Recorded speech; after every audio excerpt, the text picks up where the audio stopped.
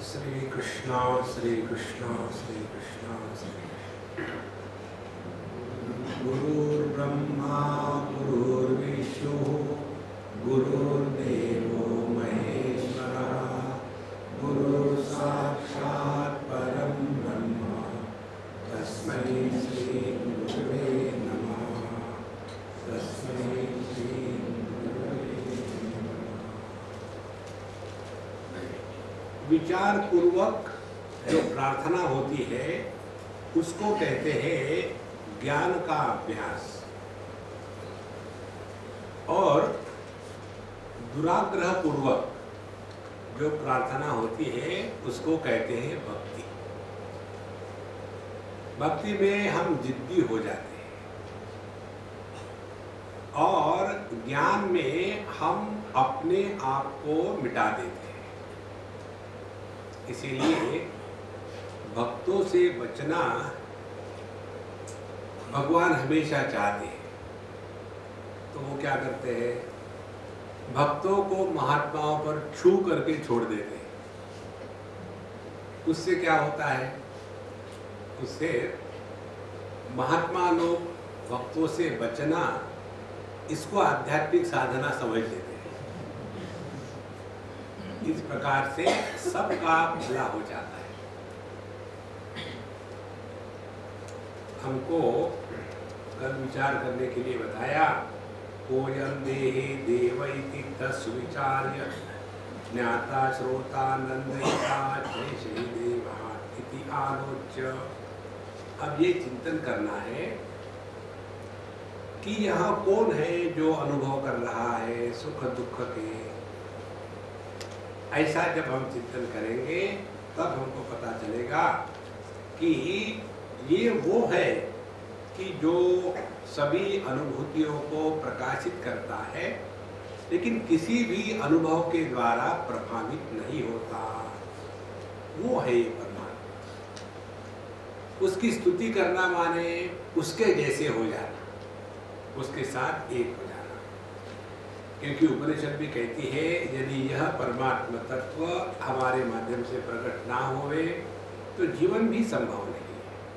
तो हम देह नहीं है, प्राण नहीं है, ये बताने के लिए अब 36वें श्लोक में कहते हैं, नाहं प्राणो नैव शरीरं न मनोहम नाहं बुद्धिर्नाहं अहंकारधियो च योत्र ज्ञांशः सोऽस्म्यहमेवेति विदुर्यम् तं संसारध्वान्त विनाशम हरिमीडे। न अहम प्राणः न एव शरीरम न मनः न बुद्धि न अहंकार न धी। हम इसमें से कहीं ना कहीं 1, 2, 3 में या सब में फंसे रहते हैं। या तो हम फंसे रहते हैं प्राण में, जिद्दी व्यवहार करना, मैं जो चाहता हूँ वही मुझे खाने को मिलना चाहिए, भूख प्यास में लगे। ये नैव शरीरम, हम जब तक के देहात्म भाव से जी रहे हैं तब तक के आज तक जितनी भी साधना करी वो उल्टे घड़े पर पानी डालने के जैसा है।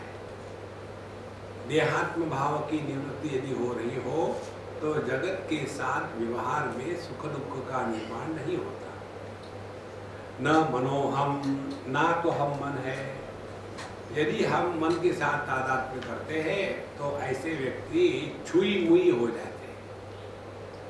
छुई मुई माने किसी ने कुछ कहा तो रोना धोना शुरू, किसी ने कुछ नहीं कहा तो रोना धोना शुरू। तो न मनोहम न अहम बुद्धि, ना तो हम बुद्धि है। बुद्धि माने अपने व्यक्तित्व का गलत अभिमान। देखो, एक हमारी पुस्तक है the ego factor, an asset और ए लायबिलिटी। यदि हमने इस ईगो को ऐसा प्रयोग में लाया कि जिसके द्वारा अपनी आध्यात्मिक उन्नति होवे तो यह ईगो हमारे लिए एक एसेट है, और यदि इस ईगो के कारण हम अपने स्वरूप से दूर भाग रहे हो तो यही ईगो हमारे लिए एक लायबिलिटी बन जाता है। कैसे? हम यदि ऐसा ईगो है, हम बड़े हैं, छोटों ने तो हमारी बात माननी चाहिए, इसी को लेकर के बड़े छोटों में झगड़ा होता है। अब बड़ों को, बड़े यदि है उम्र से ही नहीं बुद्धि से भी बड़े हैं, तो उन्होंने कैसे विचार करना है कि मैं बड़ा हूँ, समझ मुझे होनी चाहिए। अब बच्चे नहीं, गलतियां करेंगे तो कौन करेंगे। और अध्यात्म का जीवन क्या है? अध्यात्म का जीवन है कि जिसके द्वारा हम तोड़े नहीं, जोड़े। जो तोड़ने की बात करते हैं वो रावण के वो जो आजकल का रावण नहीं, ओरिजिनल, उस ओरिजिनल रावण की संतान है। क्योंकि रावण को कहीं भी अच्छा हो रहा हो तो अच्छा नहीं लगता था। कहीं यज्ञ चल रहा है तो वहां जाकर के उधम मचा दे, कोई दो व्यक्ति सुखी रहते हैं तो जाकर के बीच में आग लगा दे। इसीलिए यदि हम अपने मैं को लेकर के समझदारी से जीना ही समझेंगे तो यह मैं हमारे लिए योग्य है। न अहंकार धिय उच्च, इसी प्रकार से ना तो अहंकार है जिसके कारण पंच महाभूत इकट्ठे रह करके जीवन संभव है, न धिय उच्च, और ना कोई भी विचार, सब आते जाते हैं, कोई टिकता नहीं। इन सब में यहाँ अत्र ज्ञान अंशः सः अहम अस्मि इति, इन सब में जो ज्ञान का अंश है वह अपना वास्तविक रूप है। जैसे आंखों से देखा तो आंखों से देखने में तीन भाग हो गए, एक देखी हुई वस्तु, दूसरा देखने का उपकरण, तीसरा इस वस्तु का ज्ञान। अब यह जो ज्ञान है इधर हमको ध्यान देना है। तो कैसे ध्यान देना है? ये वस्तु को भी हम प्रकाशित करते हैं, इस वस्तु के अभावों को भी हम प्रकाशित करते हैं। तो ज्ञान क्या हो गया? यह ज्ञान भाव और अभाव इन दोनों के परे है। ज्ञान में है और नहीं है ये दोनों विकल्प संभव नहीं।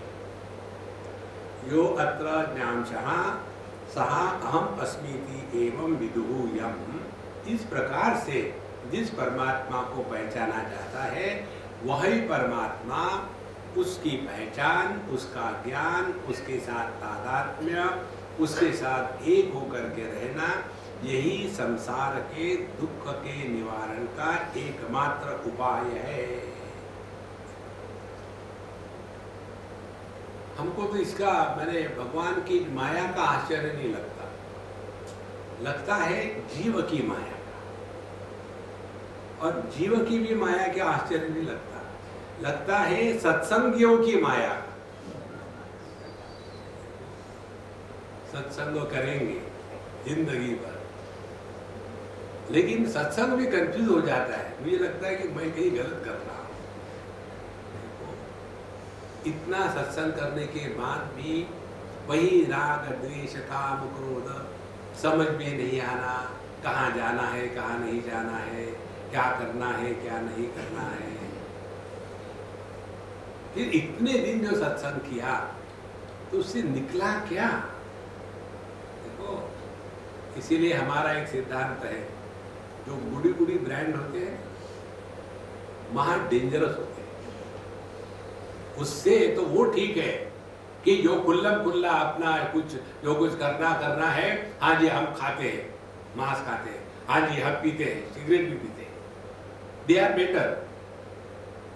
हम दूध पीते हैं बोतल से, रोज सुबह उठ करके हम भगवान को गरम गरम पानी से नहलाते हैं और हम ठंडे पानी से नहाते। ये इससे कुछ नहीं होता।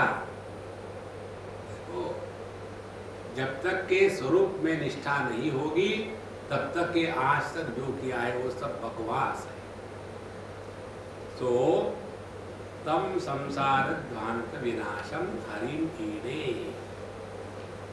सत्ता मात्रम केवल विज्ञानमजं सत सूक्ष्मं नित्यं तत्त्वमसीत्यात्मसुताय साम्नामन्ते प्राहपितायं विभुमाद्यं तं संसारध्वान्तविनाशं हरिमीने। साम्नायन्ते सामवेद का छंदोग्य उपनिषद, उसमें ये कथा आती है। श्वेत केतु माने सफेद झंडे वाला, उसका नाम था श्वेत केतु। तो वो अपने पिताजी के पास गया और जब पिताजी के पास गया तो उसने बड़े अकड़ के साथ पिताजी से पेश आया। पिताजी का नाम था उत्तालक और पुत्र का नाम था श्वेतकेतु। अब ये जब गया पिताजी के पास तो थोड़ी ही नम्रता नहीं, विनम्रता नहीं, एकदम अकड़ के खड़ा है। तो जो साधु संत होते हैं ना, वो तो लिफाफा देख करके मजकूर पढ़ लेते हैं। तो उन्होंने पूछा, बेटा तुम इतने साल 12 साल जा करके वहां सीख के आए हो, ये भी 2012 चल रहा है, हम सभी श्वेत केतु है, 12 साल से सत्संग सुनते हैं। तो इतने सालों तक तुम वहां जाके अध्ययन करके आए, तुमने क्या सीखा? Everything you just ask. विद्या विनयेन शोभते। तो क्या तुमने वो पढ़ा क्या जिसको एक को जानने से सबका ज्ञान हो जाता है? ये तो मैंने सुना ही नहीं, मुझे लगता है मेरे गुरु को नहीं आता होगा ये, तो मैंने तो नहीं जाना। तो पिताजी हंसते हैं। फिर वो कहता है, यदि आप जानते हो तो मुझे बताओ। और जब उन्होंने बताया कि वाचारंभणं विकारो नामधेयं मृत्तिका एव सत्यम, 1 2 3 4 5 12 उदाहरण देते हैं। एक उदाहरण के लिए ये मिट्टी का उदाहरण जो उन्होंने दिया है, इस जगत में हम मिट्टी को स्पर्श करते हैं और कहते हैं कि हमने घट को या मटके को उठाया। असल में स्पर्श हो रहा है मिट्टी को। ये घट का जो नाम रूप है ये केवल शब्द मात्र है। वाचारंभणं विकारो नामधेयं मृत्तिका एव सत्यम। मिट्टी ही सत्य है, नाम रूप सत्य नहीं है, वो बदलते जाएंगे। देखो, इसी प्रकार से सत्ता मात्रम केवल विज्ञानमजं यत्। अब देखो अपना नाम रूप, बचपन से अभी तक के कितने नाम हो गए। जब छोटे से थे तब अरे बंडिया, और जब वेडिंग कार्ड छपे, चिरंजीव बंडो पंत कर मर कर, डू डाई डू, कर मर कर माने डू डाई डू। सो बंडिया का बंडो पंत बन गए। फिर बंडो पंत शादी होने के पश्चात ससुराल गए, बंडो पंत चंद्रजी साहेब, कितने नाम बन गए। तो कितने नाम बदले, कितने रूप बदले। पहले बंडिया पतला था, बंडो पंत थोड़ा बढ़ने लग गया, और जैसे जैसे नाम बढ़ा वैसे वैसे आकार भी बढ़ने लग गया। पूर्णमदः पूर्णमिदं पूर्णात्। लेकिन इन सब में जो एक तत्व है वो ज्यों का त्यों है। और कौन सा तत्व है? अपना होना। हमारा ध्यान इस होने के तरफ होता ही नहीं, क्योंकि हम अनावश्यक बातों में फंसे हैं। देखो कितनी सिंपल बात है। यदि आप का ध्यान पीछे बैकड्रॉप पर होगा तो आप इसका सूक्ष्मता से अनुभव करो कि आप अपने से दूर चले गए हो। हम यदि आनंद स्वरूप है, शास्त्रों के सिद्धांत के अनुसार आनंद से दूर चले जाएंगे तो उसका अर्थ क्या होगा? दुख। देखो, और कैसे हम दूर जाते हैं? यहां तो हम विषयों में भटकते हैं, यहां तो हम व्यक्तियों में खोते हैं, विषयों में भटकते हैं, सभी प्रकार के विषयों का संग्रह, योग क्षेम, उसको बचा के रखने का धंधा, और व्यक्तियों में रिश्ते निर्माण करके। या तो हम अपने बच्चों के कारण दुखी हो गए कि ये शादी नहीं करता, और शादी करी तो बहू के कारण दुखी होते हैं। दोनों स्थिति में अपने से दूर ही जा रहे हैं। देखो, और जब आदमी दूर भटकता है तो थक जाता है, थकने के बाद फिर खर्राटे मार के सो गया। तो सोया माने क्या किया उसने? जो अपने से दूर चला गया था वो वापस आ गया। क्योंकि हम अपने से दूर जाते हैं विषयों में, व्यक्तियों में और वृत्तियों में। तीन वो, या तो विषयों में भटकेंगे या तो व्यक्तियों में भटकेंगे, दोनों प्रकार से, दोस्त और दुश्मन। और तीसरी होती है बात वृत्तियों में, खामोखाम अपने विचार चल रहे हैं। ऐसा है तो मैं घर छोड़ के जा रही हूं, बाहर में जाओ।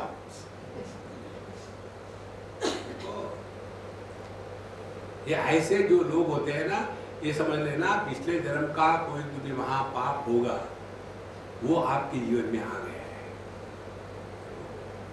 कल मुझे एक एसएमएस आया था, अपने जिंदगी को सुधारने के लिए एक वाइफ काफी है, लेकिन एक वाइफ को सुधारने के लिए पूरी जिंदगी काफी है।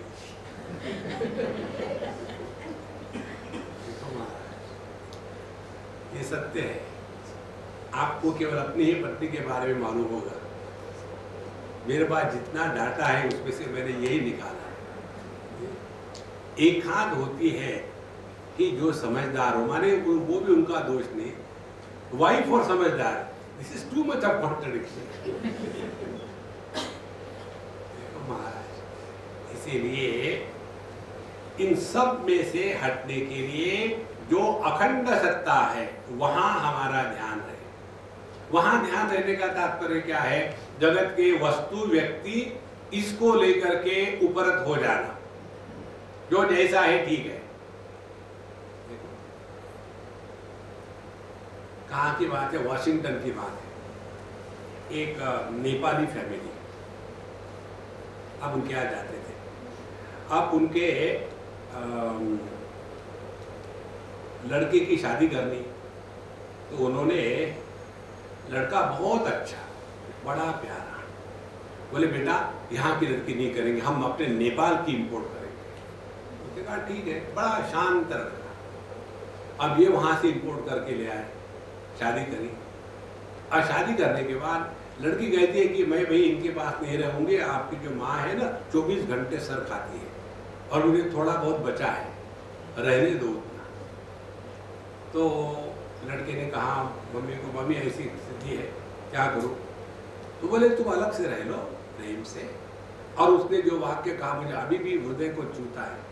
वो कह रही थी अपने बेटे को, देखो बेटा, तुमको ये सिद्ध करने की कोई आवश्यकता नहीं कि तुम मुझसे प्रेम करते हो, इसको कहते समझ। तुम्हारी आवश्यकता है कि तुम अपने पत्नी को सिद्ध करो कि तुम उससे प्रेम करते हो। मैं तो मरने वाली हूं,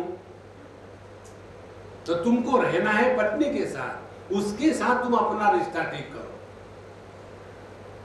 देखो, इसको कहते हैं सत्संग का प्रभाव। इससे हुआ क्या? दोनों खुश है और ऐसा जीवन चलता गया। 1-2 बच्चे हो गए।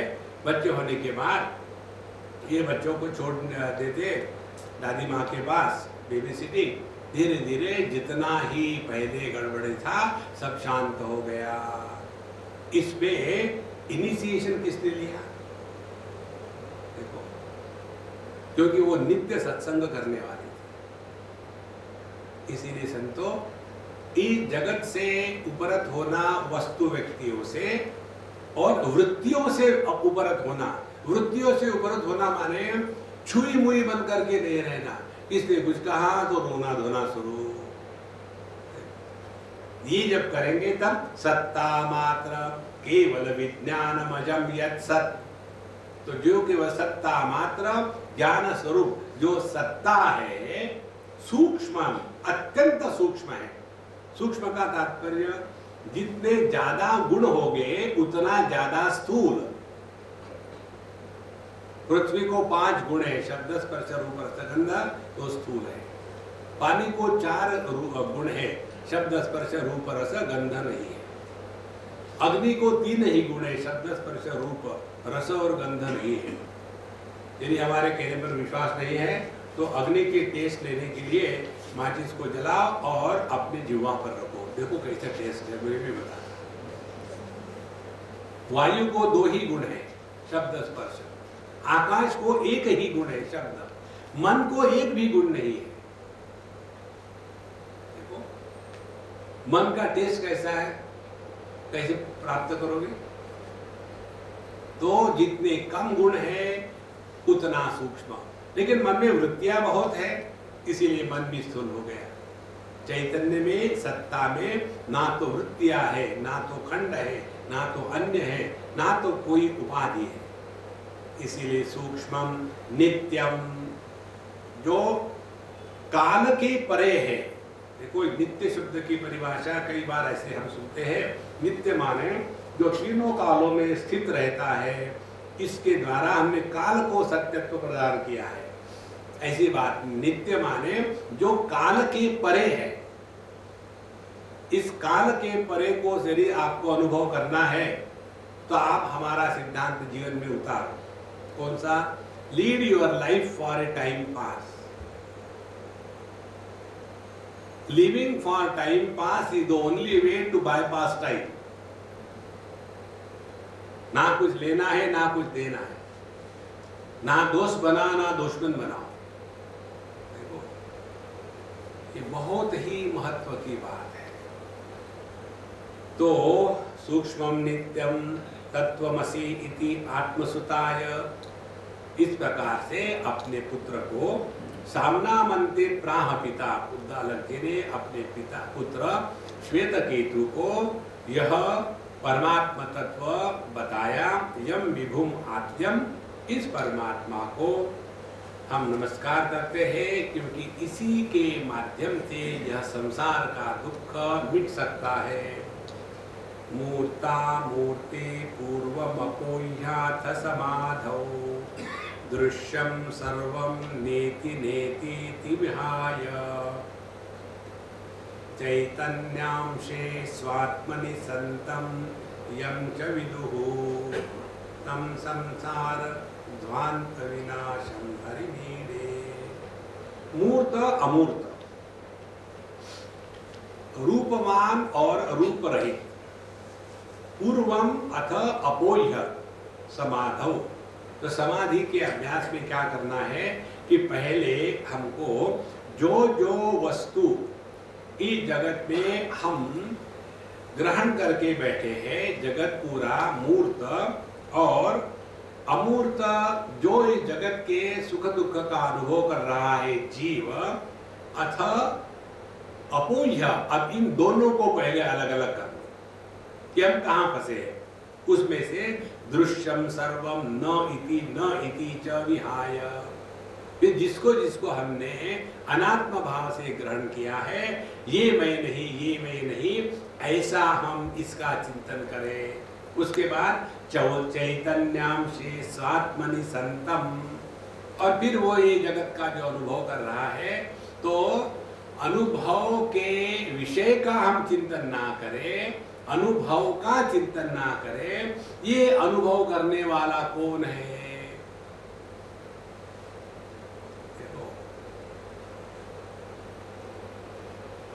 एक क्षण में समाधि लगती है, एक क्षण।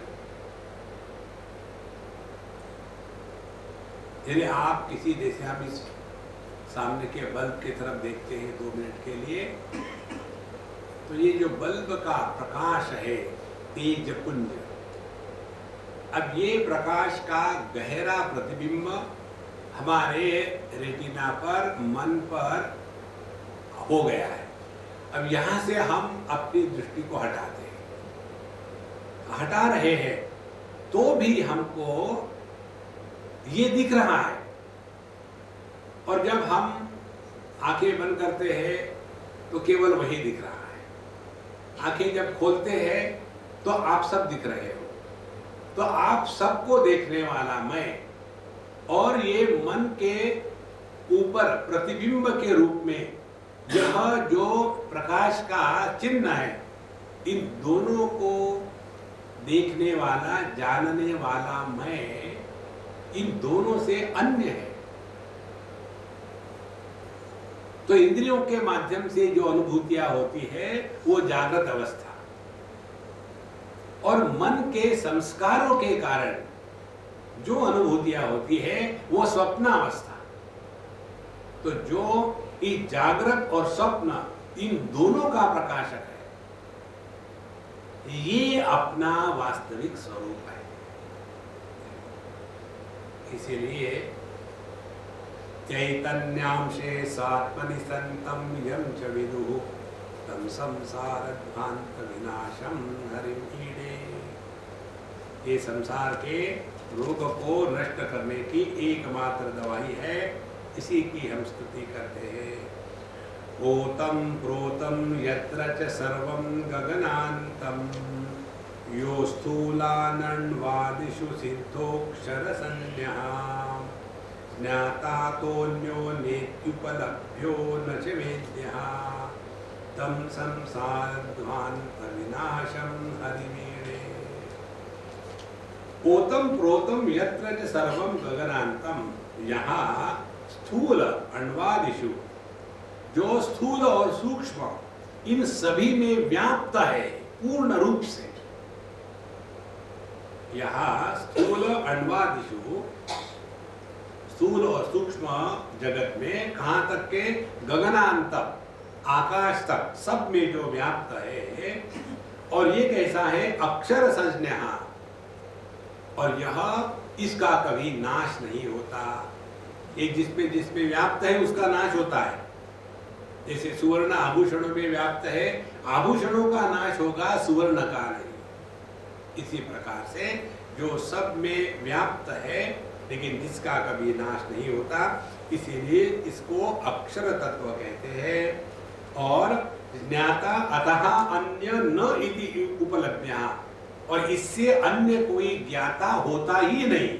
देखो, जागृत अवस्था के एक एक सूक्ष्मता से चिंतन करें। जागृत अवस्था में हम केवल जागृत पुरुष के रूप में नहीं रहते। जागृत अवस्था में हम बन जाते हैं पति पत्नी, भाई बहन इत्यादि। अब जो अनुभव करने वाला है कौन है, वो पति है। अब ये पति बहुत ही दुखी है। अब ये दुखी पति नॉन पति से मिलता है और नॉन पति को कहता है, यार मैं अपने पत्नी के कारण बहुत दुखी हूं। अब ये जो उसका पति का दुखी होने का अनुभव है, ये नॉन पति कभी समझ ही नहीं सकता। पत्नी के कारण दुखी होने का क्या कारण है, आप नहीं समझोगे। हाँ, मैं रियली नहीं समझता, क्योंकि क्या पति तुम्हारे साथ पैदा हो गई थी क्या? नहीं। क्या ऐसा है क्या जब पैदा हो गए गांठ मार के पैदा हो गए फटक से? नहीं। फिर क्या है, तुमने कल्पना करी, वहीं से संसार शुरू हो गया। ठीक, सो कामयत बहुश्याम प्रजा ये स तपो तप्यत, उसने तपस्या करी। शादी तपस्या ही तो है।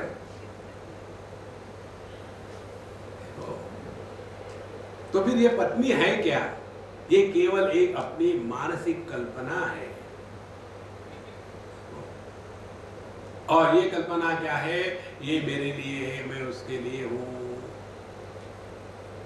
और ये पत्नी, जब मन स्विच ऑफ हो जाता है गहरी नींद में या सपने में, तो पत्नी कहाँ गई? तो जितनी भी उपलब्धियां मन के माध्यम से होती है, उस उपलब्धियों की स्थिति मालूम है कैसी है?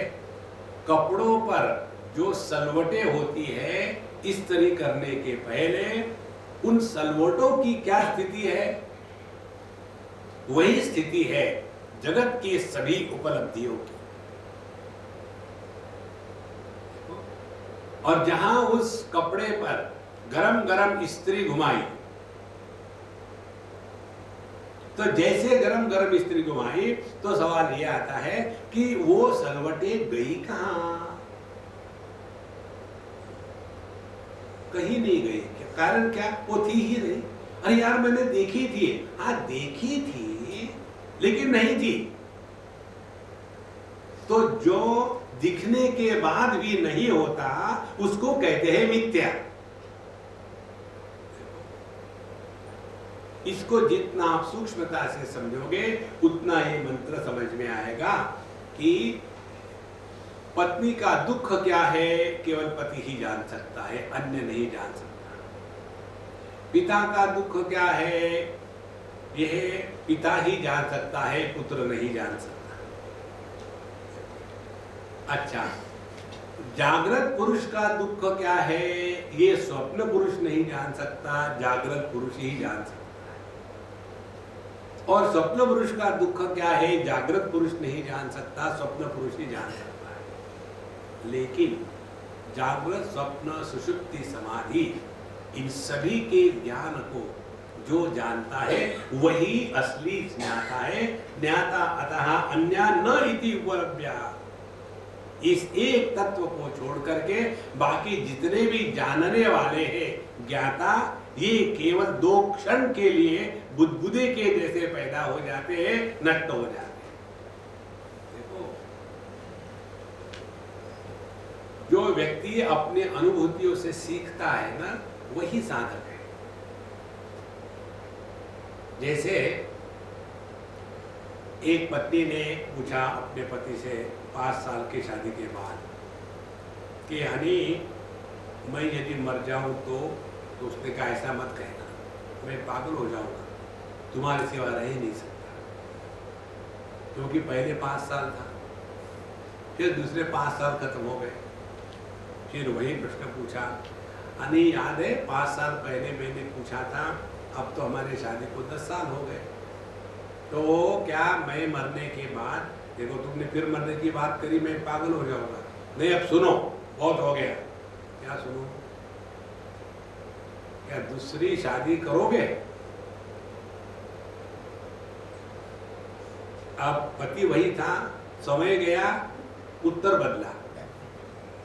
इतना पागल थोड़ी होगी दूसरी शादी करूं। पहले तो सुनने को तैयार नहीं था, अब उत्तर दे दिया। और 5 साल चले गए, 15 साल हो गए। 15 साल के बाद फिर वही प्रश्न, फिर उत्तर बदला, वही उत्तर नहीं रहा। उत्तर क्या हुआ? उत्तर ये हुआ, देखो पागल आदमी कुछ भी कर सकता है।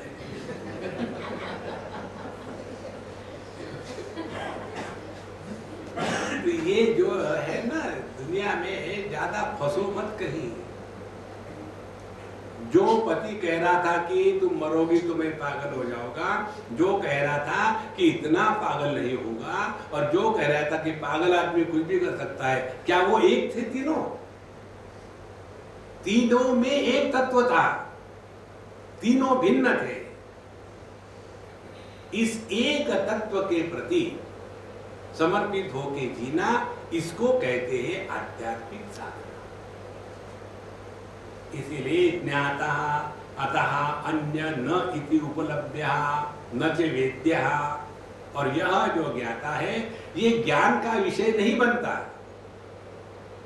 जिसके कारण सबका ज्ञान हो रहा है, वो कभी ज्ञान का विषय नहीं बनता। ऐसा जो तत्व है, वही इस संसार के रोग को, दुख को निवारण करने का एकमात्र उपाय है। ध्यान से सुनना संतो, जब भगवान की असीम कृपा होती है ना, तब हमारे जीवन में अपनों से दुख के बाद दुख आने शुरू हो जाते हैं, अपनों से। और ये दुख यदि आ गए तो समझ लेना भगवान की बड़ी कृपा है। जैसे भगवत गीता में जब अर्जुन ने कहा भगवान श्री कृष्ण को कि दोनों सैन्य के बीच में मेरे रथ को ले जाओ, उस समय भगवान को चॉइस था कि वो कहां ले जाए। यदि भगवान उस रथ को दुर्योधन के सामने खड़ा कर देते तो अर्जुन को मोह होता ही नहीं। लेकिन भगवान ने किया क्या? भीष्म द्रोण प्रमुखतः सर्वेषां च महीक्षिताम्, वहां जितने भी राजा लोग बने थे उनमें से इन दोनों को चुना, उनके सामने खड़ा कर दिया, हाँ कर युद्ध।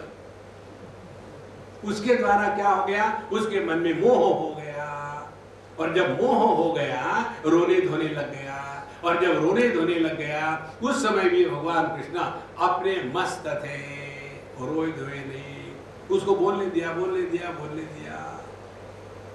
और जब उसने ये कहा शिष्यस्ते हम शाधिमाम त्वाम प्रपन्नम, तब भगवान ने उसके साथ प्यार की बात नहीं करी, बेटा उसकी बात बाद में करेंगे, एक नेस्कैफे ले लो। उसको सीधा गाली से शुरू कर दिया। देखो जो मोह में होता है ना, उसके साथ प्यार के शब्द काम नहीं आते, तो उसको गाली देना शुरू कर दिया। क्लैब्यमास्मगम पार्थ, ये बात केवल भगवान को और अर्जुन को दोनों को ही पता थी। ये अर्जुन को शाप मिला था कि वो नपुंसक हो जाए, और उसी नपुंसकता के शाप के कारण विराट राजा के यहाँ उसने बृहन्नला का रूप लेकर के उत्तरा जी को उसने नृत्य और संगीत सिखाया। तो भगवान कहते हैं 1 साल तक नपुंसक बन के रहे, अब वो टाइम खत्म हो गया, कितना गुस्सा आया होगा उसको उस समय। देखो महाराज, तो जब जब अपने जीवन में दुख का प्रसंग आता है, अपनों के कारण हम दुखी होते हैं, तब समझ लेना अब अपने जीवन में परिवर्तन लाने का वसंत ऋतु आ गया है। अपने में परिवर्तन लाना है। आज तक कितने पति पत्नी सास बहू आके मर के चले गए, क्या हमको भी वही उसमें रगड़ना है? फिर यहाँ हमारे नारंग जी के छत्र छाया में इतने सालों से हम सुन रहे, सब पानी में गया। देखो महाराज, हर चीज में प्रेस्टीज, मैं। ये दुनिया हमको हर क्षण एक चेतावनी देती है, दाद चेतावनी देते हैं, दुख रहा है। इसका मतलब क्या है? अब ट्रांसफर की ऑर्डर निकल चुकी है, फिर चश्मे लगने लग जाते हैं, दूसरा भी बक्से बंद होने लग गए हैं,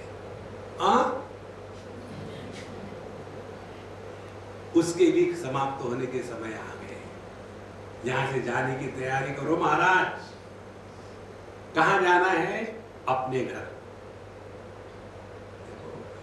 नहीं, यहाँ शारदा संगीत में अच्छा है, इसी है, साफ सफाई है और प्रसाद मिलता है, कुछ पैसे भी नहीं देने पड़ते, फ्री में सब कुछ है, मैं तो यही रहूंगा। देखो, जब तक के सुरेश जी को पता है कि हम यहाँ से जाते हैं इमीडिएटली, तब तक के आपको आना होगा।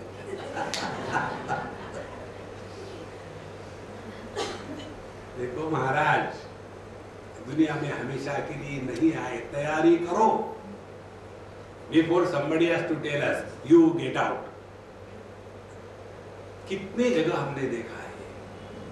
एक जगह एक आदमी, अब वो होगा 65 के करीब, जब वो था कोई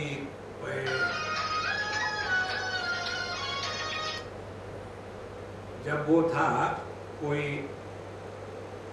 40 के करीब होगा, उस समय मैंने उनको कहा था कि देखो महाराज, तुम अपने पोते में, अपने लड़के में ज्यादा इन्वॉल्व हो रहे हो। स्वामी जी, आपको क्या पता है इसका आनंद क्या है। जब पोता गोद में टट्टी करता है तो उसमें, उसकी सुगंध में केसर की भी सुगंध तुच्छ। देखो मनुष्य का भला। और फिर धीरे धीरे धीरे धीरे ऐसे वो पोते के पीछे लगे रहे 24 घंटे। उसी उसको दूध पिलाया गया, उसको पानी पिलाया गया, उसके कपड़े बदले गया।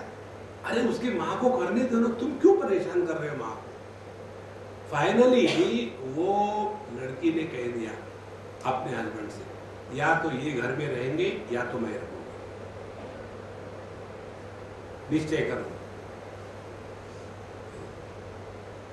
अब प्यार, मेरा मेरे पुत्र के प्रति प्यार ऐसा है कि मैं एक पति पत्नी को अलग कर रहा हूं।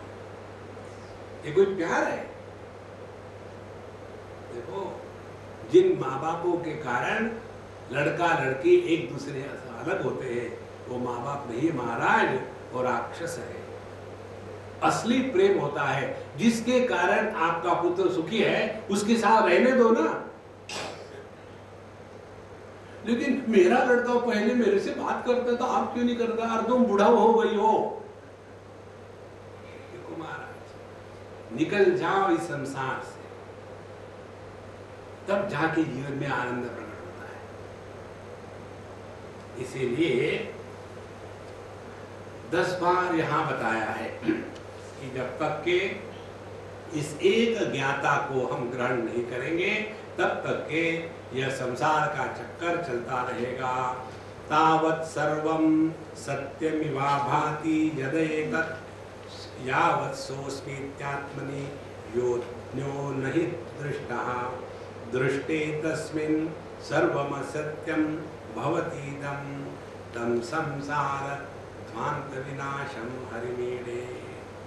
तावत् सर्वं सत्यम इव भाति यदा एतत् यहाँ सहा अस्मि इति न ज्ञः। जब तक कि इस एक तत्व को हमने आत्म रूप से नहीं पहचाना, तब तक कि ये जगत सत्य भाता है। देखो, जो सत्य है उसका हम तिरस्कार कर रहे हैं, और जो केवल प्रतीति है उस प्रतीति को हम सत्य कह रहे हैं। अब इससे बढ़कर के और मूर्खता क्या होगी? देखो, हम सब लोग अपने आप को पढ़े लिखे तो कहते हैं, एजुकेटेड इलिटरेट। जिस भी वस्तु का हमको ज्ञान होता है वह ज्ञान केवल प्रतिबिंब का है। देखो, जैसे आप हमको देख रहे हैं, हम आपको देख रहे हैं, असल में हम एक दूसरे को नहीं देख रहे। केवल आपका प्रतिबिंब हमारे आंखों के पटल पर पड़ा और हमारा आपके यहां पड़ा, आंखें खुली हो तो।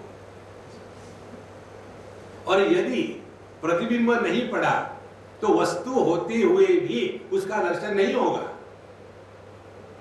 तो हमको जो ज्ञान होता है वो केवल प्रतिबिंब का होता है, वास्तविक वस्तु का ज्ञान नहीं होता है। लेकिन ये प्रतिबिंब जिस अंतःकरण में पड़ रहा है वो अंतःकरण फ्रस्ट्रेटेड है, डिप्रेस्ड है, डिजेक्टेड है। तो ऐसे व्यक्ति को पूछो दुनिया कैसी है, कितने सुंदर है, कहाँ उजड़ा हुआ गुलशन है, रोता हुआ माली। दूसरे को वही देखेगा तो कूद के नाचने लगेगा। देखो, बाहरो फूल बरसाओ, मेरा बेवकूफ आया। दो आदमी, जगत वही है। इन दोनों को ये दो दर्शन हो रहे हैं। तो जगत का थोड़ी दर्शन हो रहा है, ये तो अपने मन के स्थिति का अनुभव है। मन चंगा तो कटौती पे गंगा, ऐसे कहते हैं। यदि मन चंगा नहीं तो कटौती पे दारू। नारायण। तावत् सर्वं सत्यमिवा भाति यदेतत् यावत् सोऽस्मि इति आत्मनि योज्ञ नहीं दृष्टा। तो जब तक कि इस स्वरूप को हम नहीं पहचानेंगे तब तक कि दुनिया सत्य भाती रहेगी। दृष्टि तस्मिन् सर्वम असत्यम भवति इदम्। और जहां हमने अपने स्वरूप का दर्शन किया उसी क्षण से ये सब दुनिया को लेकर के जो सुखी दुखी हो रहे थे वो सब खत्म।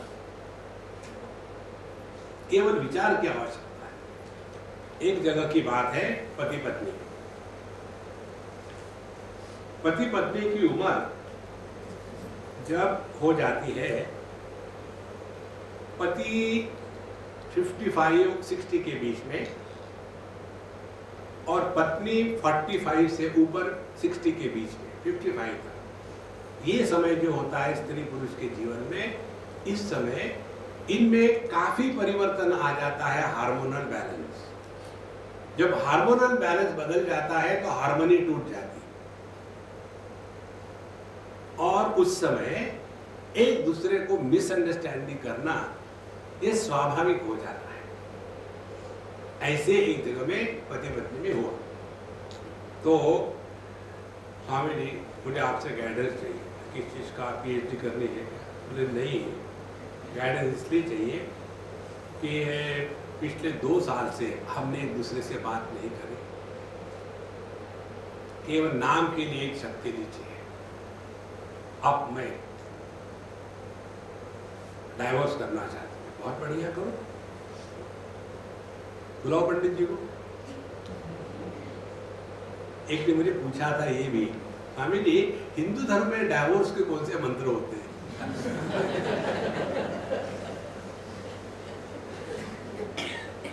तो बोले नहीं महाराज, आप हमारे मजाक कर रहे हैं। हमने मजाक करने की जरूरत क्या है, आप साक्षात हो मजाक। तो हमने कहा जरा शांति से विचार करो, डाइवोर्स करके क्या करोगे? दूसरे के साथ ट्राई करोगी, गारंटी है। See, it is better to deal with a known enemy than an unknown friend. तो फिर मैंने उसको कहा कि देखो, समझदारी से जीवन लो। ये तुम दोनों में परिवर्तन आ रहा है, इसलिए हो रहा है। अब बच्चों के बारे में देखो, अब उनके शादियों का समय आया है और तुम झगड़ा कर रहे हो। जो माँ बाप अपने बड़े बच्चों के सामने झगड़ा करते हैं, अब उनको माँ बाप कहने में भी शर्म आती है। एक यूएसए से लड़का, अब तो बड़ा हो गया होगा, 20 साल पहले की बात है, 20 की ज्यादा ही, 11 साल का लड़का था, साउथ इंडियन। वो अमेरिका से आया, इंडिया में, बॉम्बे में आया और मुझे कहा उसने कि स्वामी जी मैं यहाँ आपके साथ रहना चाहता हूँ 1 महीने। ना ये 1 महीना मेरे साथ क्या करेगा, मेरा सर खाएगा। तो मैंने कहा देखो, मैं तुमको भिन्न घरों में रख देता हूँ जहाँ तुम्हारी उम्र का कोई लड़का होगा। तो उसको ऐसा रख दिया, 4-6 दिन यहाँ, 4-6 दिन वहाँ। एक दिन उसने मुझे कहा स्वामी जी मुझे आपके साथ रहने को मिलेगा? मैं आ जाओ बेटा, कोई बात नहीं। 3 दिन आखिर के मेरे साथ रहा और मैंने एक गलती करी।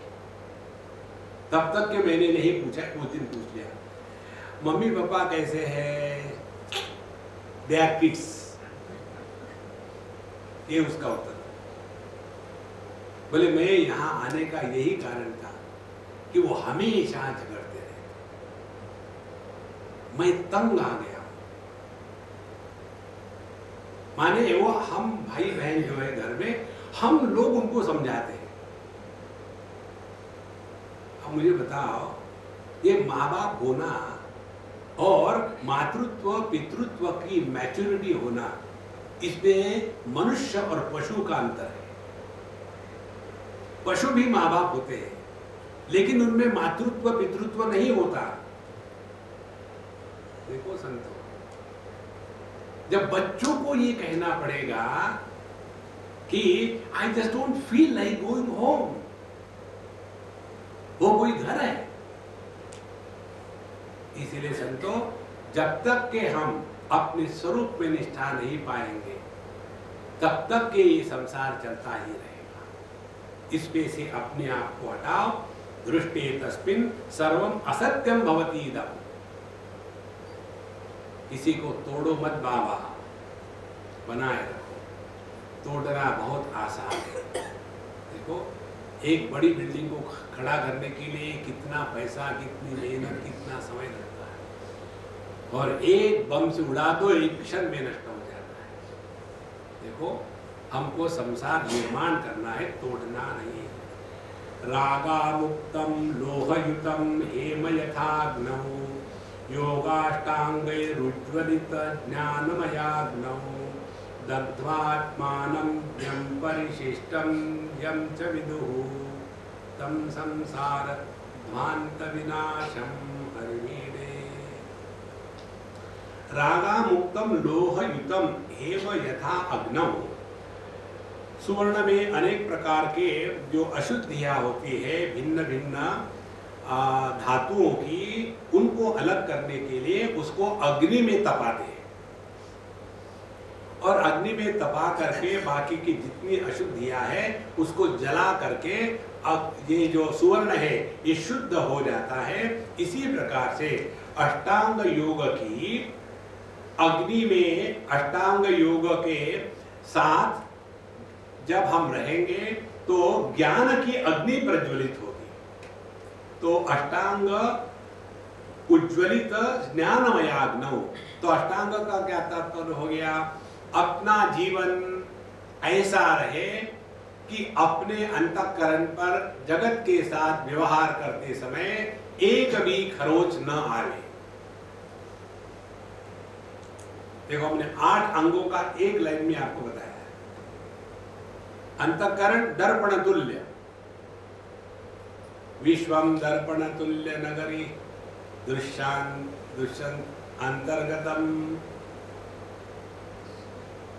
जैसे दर्पण में प्रतिबिंब होता है तो उस प्रतिबिंब के द्वारा दर्पण प्रभावित नहीं होता। अग्नि का प्रतिबिंब है तो अग्नि के प्रतिबिंब से दर्पण जलता नहीं। पानी का प्रतिबिंब है तो दर्पण गीला नहीं होता। इसी प्रकार से इस जगत में रहते समय अपने अंतःकरण पर एक भी खरोच असल में नहीं उठती। लेकिन कोई ऐसी कल्पना करे, अरे यार वो अग्नि का प्रतिबिंब क्या पड़ा उस दर्पण में, दर्पण जलने लग गया, तो जो संभव ही नहीं है वो कैसे होगा? इसी प्रकार से इस जगत में व्यवहार करते समय अपने हृदय पर कोई भी प्रभाव नहीं होता। इसको पहचानना माने अब हम साक्षी भाव से जी रहे हैं। तो योगाष्टांगे उज्ज्वलित ज्ञानमयाग्नो दग्ध्वात्मानं यं परिशिष्टं यं च विदुः। तो जितना भी यह पंचकोशों के साथ तादात्म्य, दोष दुश्मनों की निर्मिति, लाभ हानि का प्रभाव, जय पराजय का प्रेस्टीज इश्यू, इन सबको जला के खाक कर डाले,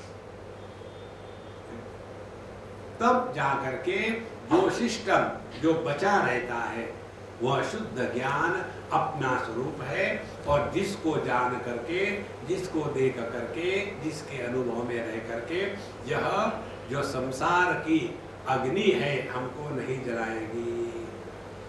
यम विज्ञान ज्योतिषमाद्यम सुविभांतम हृदय तर्केन्द्वग्न्योकसमीड्यम तडिदाभम भक्त्याराध्ये हैव विशन्त्यात्मनि सन्तम तम संसार ध्वांत विनाशम हरिमीडे। यम विज्ञान ज्योतिषम आद्यम सुविभांतम।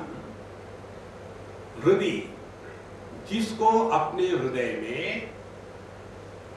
विज्ञान ज्योतिमय, जो केवल अनुभूति की ज्योति है, ध्यान से सुनना, अनुभव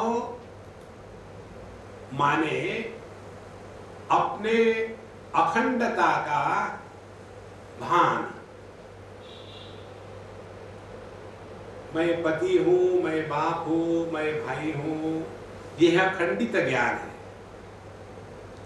जब मैं पति हूं तो भाई नहीं, जब भाई हूं तो बाप नहीं, जब बाप है तो पति नहीं। ये सब खंडित ज्ञान है। अनुभव का तात्पर्य है जिस ज्ञान में खंड नहीं है। तो यह जो अखंडित ज्ञान है, कहते हैं यह ज्ञान कैसा है? विज्ञान ज्योतिषमयम आद्यम। यह ज्ञान ज्योतिष स्वरूप है। जहां ज्योतिष कहा वहां हमारे सामने कोई ना कोई प्रकाश आ जाता है, कोई ना कोई ज्योति खड़ी हो जाती है, या सूर्य उग गया। ये उसका अर्थ नहीं है। तो कहते हैं हृदय, अपने हृदय में अर्क इंदु अग्नि तीनों उदाहरण लिए। इस श्लोक के पीछे कठोपनिषद और मुंडकोपनिषद के एक मंत्र का आधार है। कठोपनिषद में मंत्र आता है, न तत्र सूर्यो भाति न चंद्र तारकम नेमा विद्युतो भान्ति कुतोऽयम् अग्निः तमेव भान्तम् अनुभाति सर्वं तस्य भासा सर्वमिदं विभाति। न तत्र सूर्यो भाति, इस जगत के प्रकाश के 5 स्रोत हैं। सूर्य, चंद्रमा, विद्युत, तारे और अग्नि। न तत्र सूर्यो भाति न चंद्र तारकम नेमा विद्युतो भाति कुतोऽयम् अग्निः। ये 5 प्रकाश के कारण है। इसमें पांचों का प्रभाव है। तो न तत्र सूर्यो भाति, सूर्य है हमारे आंखों की देवता, माने जो आंखों का विषय नहीं है। न चंद्र तारकम, चंद्रमा हमारे मन की देवता है, तो जो मन का विषय नहीं है। कुतोऽयम् अग्निः, और यह अग्नि जो है ये हमारी वाणी की देवता है, तो जो शब्दों के परे है। देखो, यतो वाचो निवर्तन्ते अप्राप्य मनसा सह। यह जो तत्व है, इस तत्व को हम अपने हृदय में तड़िदाभम प्रकाश पुंज अनुभव करते हैं। तो प्रकाश पुंज का तात्पर्य ये मत कल्पना कर लेना कि एकदम लाइट हो रहा है, और जैसे किसी मटके के अंदर में एक बल्ब रख दो और उसको छेद हो तो छेदों में से लाइट बाहर आता है। वैसे जैसे जैसे रियलाइज होना शुरू हो गया, अब छेदों में से लाइट आ गया है। धन्य है महाराज, रियलाइज हो गए, हाँ लाइट लीक हो रहा है। ये इसका अर्थ नहीं है। जो प्रकाशक है वो प्रकाश युक्त है। जो सबका प्रकाशक है, सूर्य चंद्र इत्यादियों का, तो उसका प्रकाश इनके जैसा नहीं होगा। और हम जिस प्रकाश को देखते हैं, अनुभव करते हैं, असल में वो प्रकाश होता ही नहीं। जैसे सूर्य प्रकाश की बात करते हैं तो we never experience sunlight. What we experience is only the reflected light, the day light. देखो, इसी प्रकार से हम चैतन्य के प्रकाश को नहीं देखते।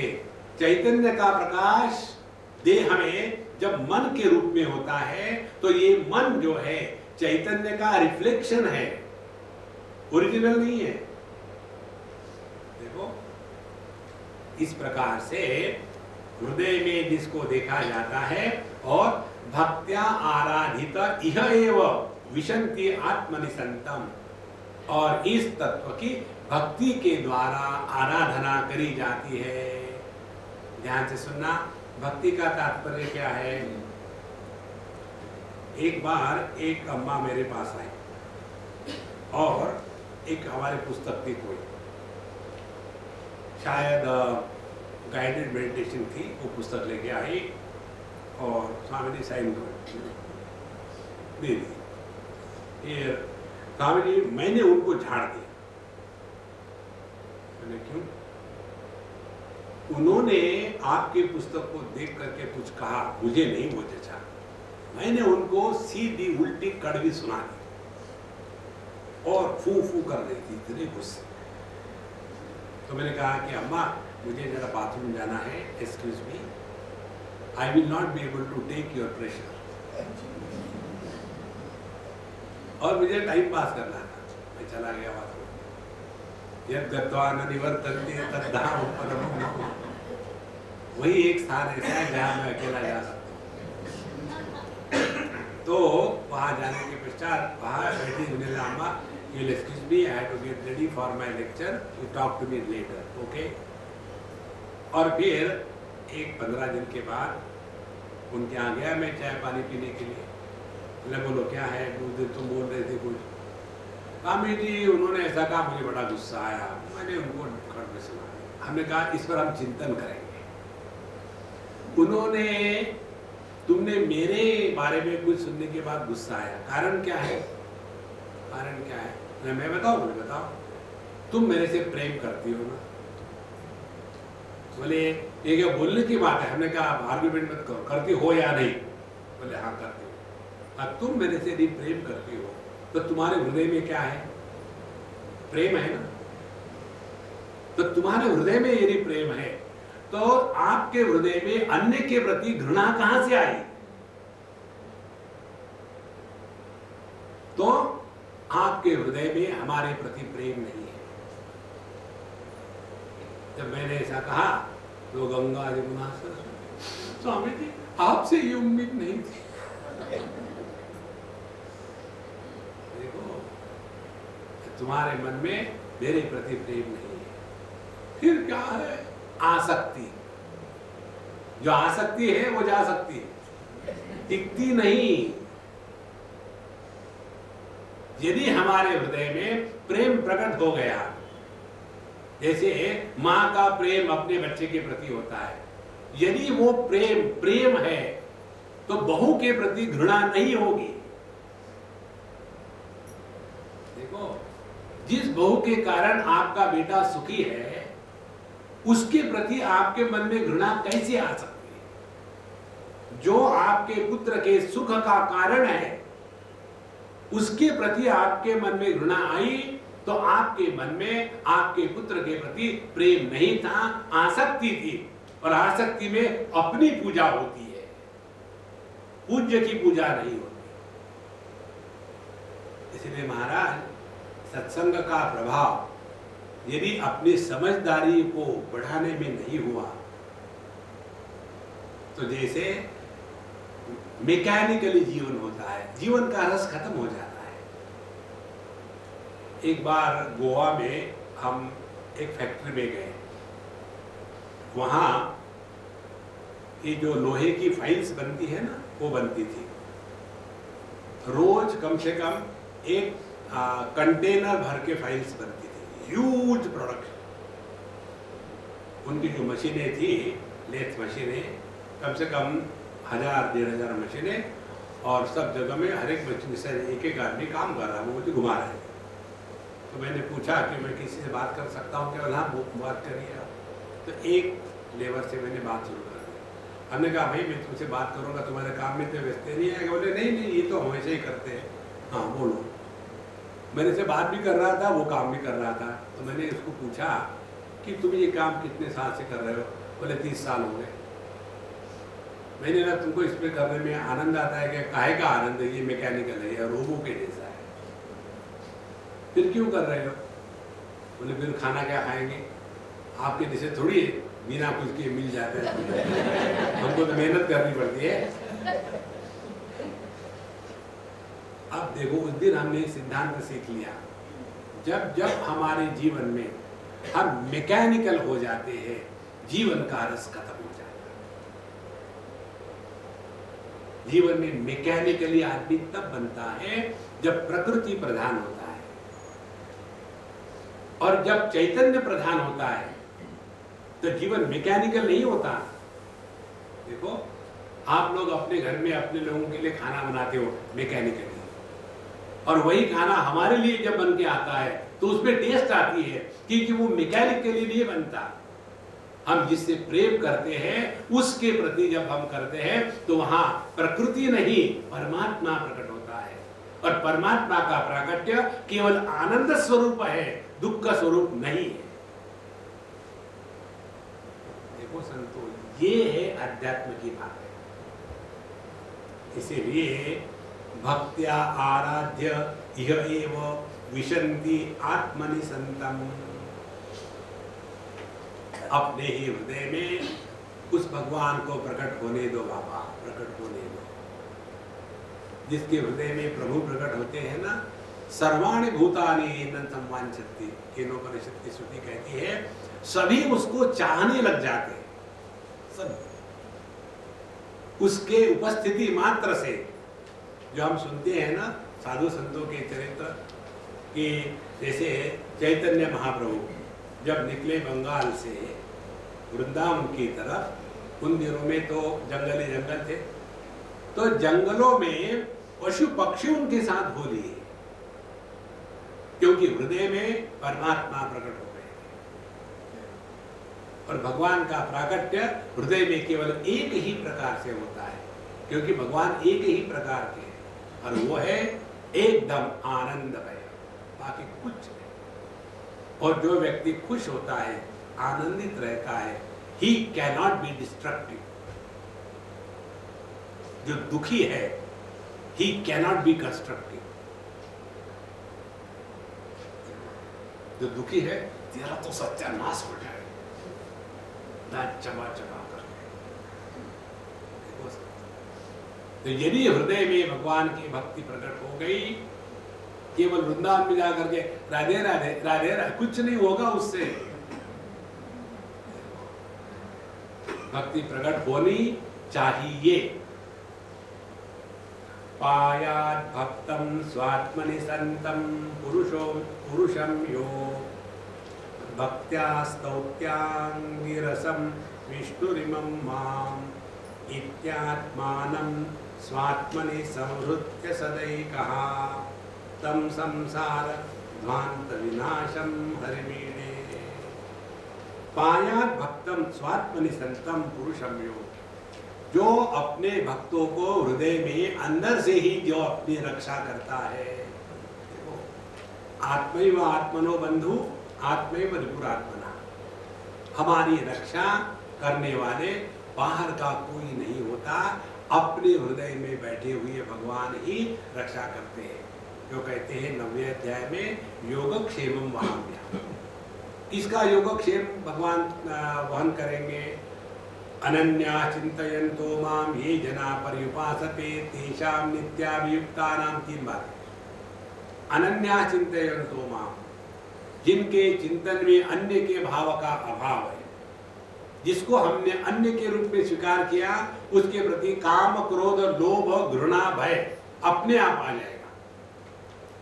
और जिसको हमने अन्य के रूप में नहीं आत्म रूप से स्वीकार किया है, उसके प्रति काम क्रोध घृणा इत्यादि नहीं आता। देखो, आपके नाखून दिन भर कितने बार देखते होंगे आप?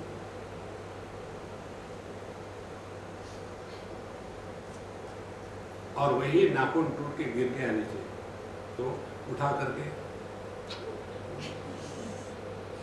उसको फेंक देते हैं तुरंत, क्योंकि अब वो नाखून मैं की परिभाषा से बाहर हो गया। देखो, आपके बाल, उस दिन में किसके आ गया था खाने के लिए, उन्होंने को दिया खाने के लिए, उन्होंने कहा अम्मा I am vegetarian. Swami ji vegetarian है। हमने कहा नहीं, ये नॉन वेजिटेरियन है। मैंने उठा करके रख दिया। स्वामी जी वो तो सलाद है। हमने कहा इसीलिए वो नॉन वेजिटेरियन। तो कैसे? मैंने कहा देखो जरा, तो उनको दिखाने, तो मैंने उसमें से एक बाल निकाला। मेरा बाल तो इतना लंबा होगा, लेकिन ये मेरा बाल नहीं है, मैं पहचान। देखो, तो बाल जब सर पर है तो सौंदर्य, और थाली में है तो घृणा। देखो, इसीलिए जिसको हमने आत्म रूप से स्वीकार किया है, उसके प्रति घृणा भय इत्यादि नहीं होता। पायात् भक्तं स्वात्मनि संतं पुरुषं यो भक्त्या स्तौति त्याङ्गिरसं विष्णुरिमं माम। तो ऐसे भगवान की, विष्णु भगवान की हम भक्ति से स्तुति करते हैं। इति आत्मानं स्वात्मनि संहृत्य सदा एकः। इस प्रकार से जो अपने हृदय में परमात्मा को प्रकट होने का मौका देवे और इसमें हम ही गायब हो जाए। देखो ये कैसे पता चले कि हमारे माध्यम से परमात्मा प्रकट हो रहा है कि हम घटिया आत्मा प्रकट हो रहे हैं। परमात्मा प्रकट होगा तो बिना कारण के प्रसन्न रहेंगे और घटिया आत्मा प्रकट होगा तो कारण से प्रसन्न होगी। क्या बात है, आज बड़े खुश है नजर आ रहे। नहीं, इन्होंने मेरे लिए अंगूठी लाई, कारण दूसरे दिन आज जरा दुखी, क्या हो गया, क्या वो कल अंगूठी जो लाए थे ना वो प्लास्टिक की थी, मुझे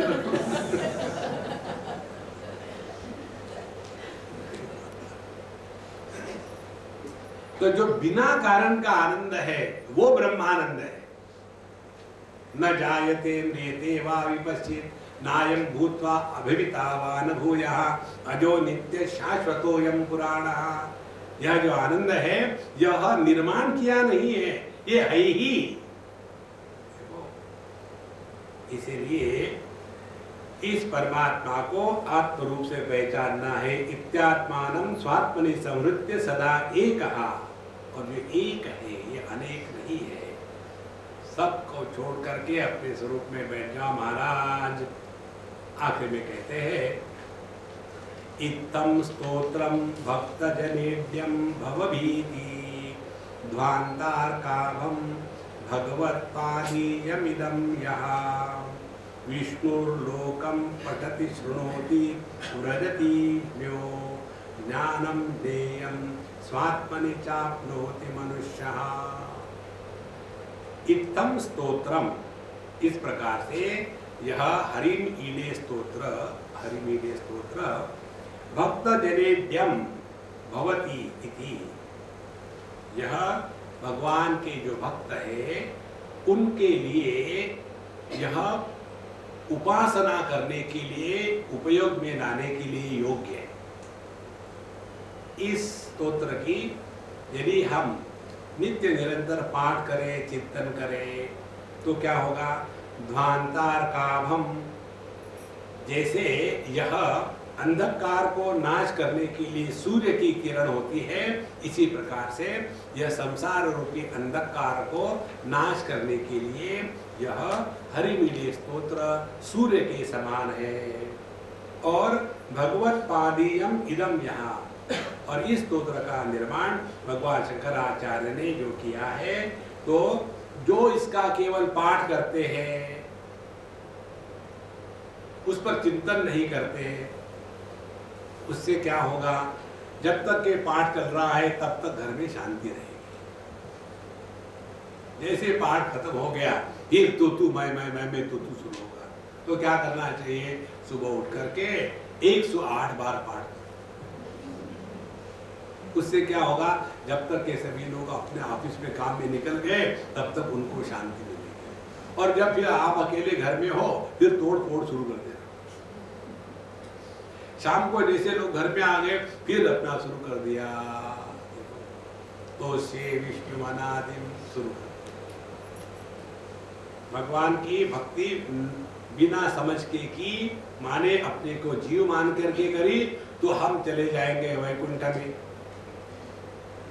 और यदि श्रवण के द्वारा करी, देखो भक्ति में हमने केवल सुना और भजन कीर्तन करने में लग गए, लेकिन अपने स्वरूप को नहीं पहचाना, तो ऐसे लोग चले जाते हैं स्वर्ग इत्यादि में। तो विष्णु के लोग हैं आप तो चले जाओगे वैकुंठ में, शिव जी के होगे तो चले जाओगे कैलाश में।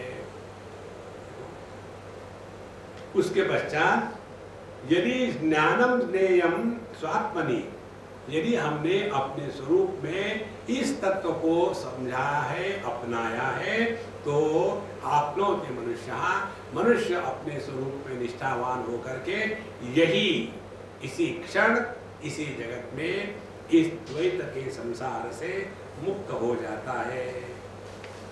देखो महाराज, इसीलिए अपने जीवन का जो सौंदर्य है वो यही है कि अपने हृदय में प्रभु को प्रकट होने दो,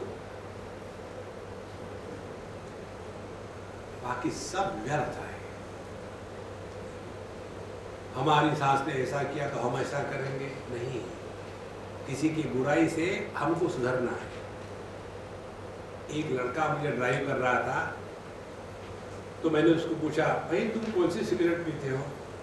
तो बोले, स्वामी जी मैं सिगरेट नहीं पीता। हमने कहा देखो मैं पीता हूँ 4 मीनार, मुझे नहीं मिली सिगरेट इसलिए मैं पूछता हूँ। तो स्वामी जी मुझे मालूम है आप भी सिगरेट नहीं पीते, मेरी खिंचाई कर रहे हैं। उन्होंने कहा ठीक है नहीं पीते तो मत पियो, लेकिन ड्रिंक कौन से लेते? तो स्वामी जी आप मेरे पीछे क्यों पड़े, मुझे ड्राइविंग नहीं करनी है क्या? मैंने बता दो सही। बोले मैं नहीं पीता। बोले ये कैसे संभव है? फिर उसने बताया, मेरे पिताजी भयानक पियक्कड़ थे और खूब सिगरेट पीते थे। हम 2 भाई, मेरा बड़ा भाई जो है वो पिताजी के चरण कमलों के चिन्ह पर रख करके चल रहा है।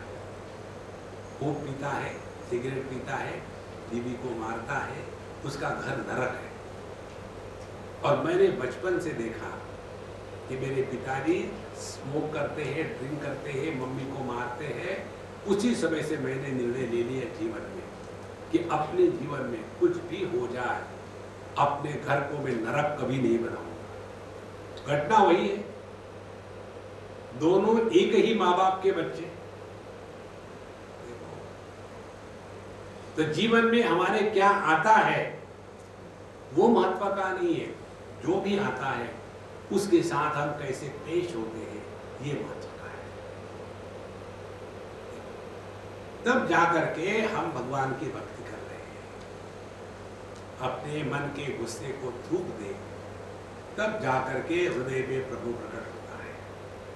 और जिसके हृदय में भगवान प्रकट होते हैं उनको महात्मा कहते हैं, और जिनके हृदय में भगवान प्रकट होने को तरसते हैं उनको पापात्मा कहते हैं। ऐसे लोग मैक्सिमम पापा बनते हैं, बाकी और कुछ नहीं। ओम पूर्णमदः पूर्णमिदं पूर्णात् पूर्णमुदच्यते पूर्णस्य पूर्णमादाय पूर्ण